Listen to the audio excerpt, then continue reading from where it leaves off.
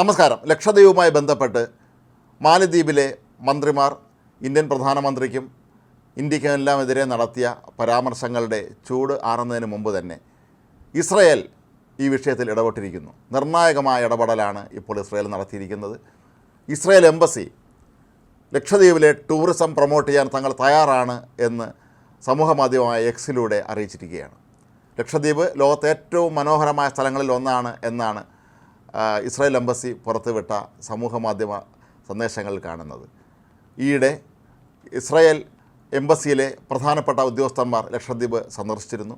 അന്ന് തങ്ങളെടുത്ത ചിത്രങ്ങളും ഇതോടൊപ്പം അവർ എക്സിൽ പോസ്റ്റ് ചെയ്തിട്ടുണ്ട്. ഇതുപോലെയുള്ള അതിമനോഹരമായ ഒരു സ്ഥലത്തിന് പ്രൊമോട്ട് ചെയ്യാൻ ഇസ്രായേലിന് സന്തോഷമേ ഉള്ളൂ എന്ന രീതിയിലാണ് കാര്യങ്ങൾ ഇപ്പോൾ മുന്നോട്ട് പോകുന്നത് എന്നാണ് ഇസ്രായേൽ എംബസി അറിയിക്കുന്നത്. അതായത് ഇസ്രായേൽ സർക്കാരിൻ്റെ തീരുമാനമാണ് ലക്ഷദ്വീപിനെ ലോകത്തിന് മുന്നിൽ, ടൂറിസം ഭൂപടത്തിന് മുന്നിൽ ഒക്കെ തന്നെ ലക്ഷദ്വീപിനെ ഏറ്റവും മനോഹരമായ രാജ്യമായി അവതരിപ്പിക്കുക എന്നുള്ളത്. ഇസ്രായേലിൽ നിന്ന് ഒരുപാട് സഞ്ചാരികൾ എല്ലാ വർഷവും ഇന്ത്യയിലെത്തുന്നുണ്ട്. തീർച്ചയായും ഇസ്രായേൽ എംബസി ഇത്തരത്തിലുള്ള ഒരു ശക്തമായ നീക്കത്തിന് മുൻകൈ എടുത്തത് ഒരുപക്ഷെ കഴിഞ്ഞ ദിവസങ്ങളിലുണ്ടായ നയതന്ത്ര തലങ്ങളിലൊക്കെ തന്നെ ഉണ്ടായ ഇന്ത്യ മാലദ്വീപ് തർക്കങ്ങൾ രൂക്ഷമായി കൊണ്ടിരിക്കുന്ന ഒരവസ്ഥയിൽ കൂടിയാണ് എന്നുള്ളത് വളരെ പ്രധാനപ്പെട്ട ഒരു കാര്യമാണ്. ഒരുപക്ഷെ ലോകത്തെ ആദ്യത്തെ ഒരു എംബസി ആയിരിക്കാം, അല്ലെങ്കിൽ ആദ്യത്തെ വിദേശകാര്യ ഓഫീസായിരിക്കാം ഇത്തരത്തിൽ ഈ വിഷയത്തിൽ ഇന്ത്യക്ക് പരസ്യമായ പിന്തുണയുമായി രംഗത്ത് എത്തിയിരിക്കുന്നത്. നമ്മളിവിടെ ഓർക്കേണ്ടുന്നൊരു കാര്യമുണ്ട്.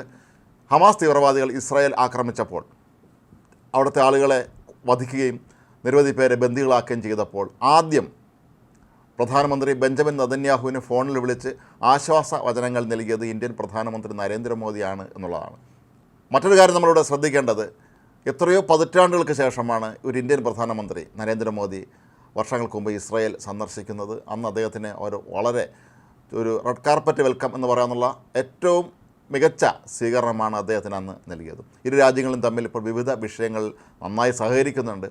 ഈ ഒരു സാഹചര്യത്തിലാണ് മാലദ്വീപ് പോലെയുള്ള ഒരു ചെറിയ രാജ്യം ഇത്തരത്തിലുള്ളൊരു വിഷയമുണ്ടാക്കിയ ഇന്ത്യയെ അവമാനിക്കാൻ ശ്രമിക്കുമ്പോൾ ഇസ്രായേലിനെ പോലെയുള്ള ലോകത്തെ വൻ ശക്തികളിലൊന്നായ ഒരു രാജ്യം ഇപ്പോൾ ലക്ഷദ്വീപിൻ്റെ ടൂറിസത്തെ പ്രൊമോട്ട് ചെയ്യാൻ വേണ്ടി സജീവമായി രംഗത്തിറങ്ങാൻ തങ്ങൾ തയ്യാറാണ് പറഞ്ഞത്. ഇസ്രായേൽ എംബസിയുടെ വാക്കുകൾ പറഞ്ഞാൽ നാളെ ഞങ്ങൾ ഇതിന് തയ്യാറാണ്, അടുത്ത ദിവസം തന്നെ ഞങ്ങൾ ഇതിന് തയ്യാറാകും, ഞങ്ങൾ റെഡിയാണ് എന്ന് പറഞ്ഞിരിക്കുന്നു. അപ്പോൾ ഇതൊരു വലിയ കാര്യമാണ്. കാരണം ലക്ഷദ്വീപിന് ടൂറിസം ഭൂപടത്തിൽ വലിയൊരു സ്ഥാനം തന്നെയാണ് ഇപ്പോഴും ഉള്ളത്. പക്ഷേ പലപ്പോഴും ലക്ഷദ്വീപിൽ അതിന് ആവശ്യമായ അടിസ്ഥാന സൗകര്യങ്ങളുടെ ഒരു വിഷയം നേരത്തെ ഉണ്ടായിരുന്നു. പക്ഷേ ഇപ്പോഴാകട്ടെ അത്തരം പ്രശ്നങ്ങളൊന്നും തന്നെ അവിടെ ഇല്ല. ടൂറിസ്റ്റുകൾക്ക് വന്ന് താമസിക്കാനുള്ള എല്ലാ സംവിധാനങ്ങളും അവിടെ ഒരുക്കിയിട്ടുണ്ട്.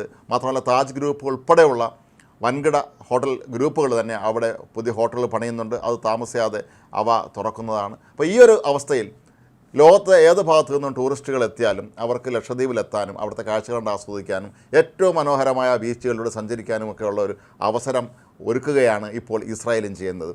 ഇന്ത്യ എക്കാലത്തും ഇസ്രായേലിൻ്റെ മികച്ച ഒരു സുഹൃത്താണ് എന്ന രീതിയിലാണ് ഇസ്രായേൽ കാര്യങ്ങൾ മുന്നോട്ട് നീക്കുന്നത്.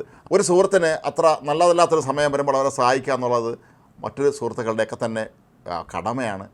അത് ഇസ്രായേലിനെ സംഭവിച്ചപ്പോൾ ഇന്ത്യ സജീവമായി തന്നെ ഇടപെട്ട് അവരുടെ വിഷയങ്ങളിൽ വളരെ ശക്തമായ നിലപാടോട് തന്നെ ഇന്ത്യ പെരുമാറി എന്നുള്ളത് ഇസ്രായേൽ ഒരുപക്ഷെ നന്ദിയോടെ തന്നെ സ്മരിക്കുന്നു എന്നുള്ളതിൻ്റെ ഏറ്റവും വലിയ ഉദാഹരണമായി മാറുകയാണ് ഇസ്രായേൽ എംബസിയുടെ ഈ ഒരു നടപടി. ഏതായാലും ഇസ്രായേലിൽ നിന്നും ഇനി വൻതോതിൽ ഇന്ത്യയിലേക്ക് അഥവാ ലക്ഷദ്വീപിലേക്ക് ടൂറിസ്റ്റുകളുടെ പ്രവാഹമുണ്ടാകും എന്നുള്ളതും ഉറപ്പാണ്.